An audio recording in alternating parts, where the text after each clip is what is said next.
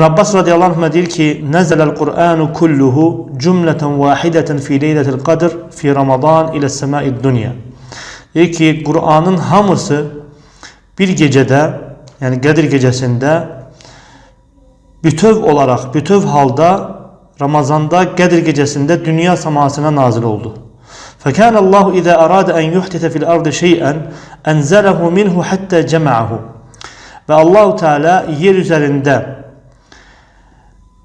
nese bir şey etmek isteyende onu nazil ederdi. Yani dünya semasından onu nazil ederdi. اَنْزَلَهُ مِنْهُ حَتَّى جَمَعَهُ. Hatta onu yerde, yani Peygamber sallallahu aleyhi ve sellem'de cem etti. وَكَانَ بَيْنَ أَوَّلِهِ وَآخِرِهِ 20 sene. Dedi ki onun evveli ile ahırı arasında 20 il var idi. Yani 20 il içerisinde Peygamber sallallahu aleyhi ve selleme nazil oldu. 20 il diyende burada 23 il qəsd olunur.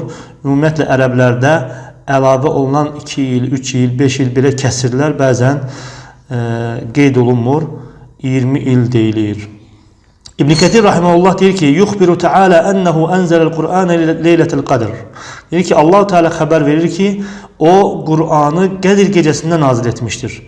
Ve hiyel leyletul mübareke. O mübarek gecedir. Hansı ki onun hakkında Allah Teala demiştir ki: "İnna enzelnahu fi leyletin mübareke." Biz onu mübarek bir gecede nazil ettik. Ve hiye leyletul kadr. O da Qədir gecesidir. Ve hiye min şehri Ramazan. Ve Qədir gecesi Ramazan ayındandır. Necə ki Allah Teala buyurur ki: "Şehru Ramazanellezî unzile fîhil Kur'an." Ramazan ayı hansı ki onun içerisinde Kur'an nazil olmuştur. İbn Abbas ve başkaları demiştiler ki: "Enzelallahul Kur'ane cümleten vahideten minel levhil mahfuz ila beytil izzeh mines sema'id dunya."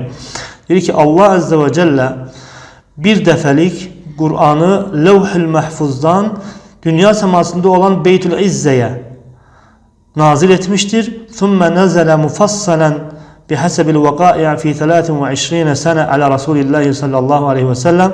Sonra tefsilatlı olarak baş veren hadiselere uygun olarak 23 ilde Peygamber sallallahu aleyhi ve selleme nazil olmuştur.